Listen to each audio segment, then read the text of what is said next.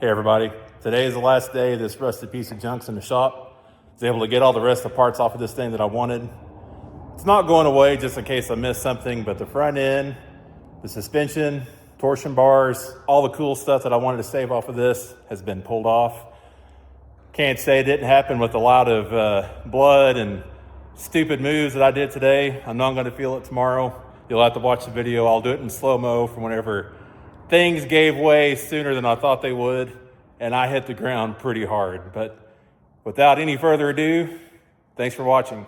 Please remember to subscribe, like this video, and share it with others.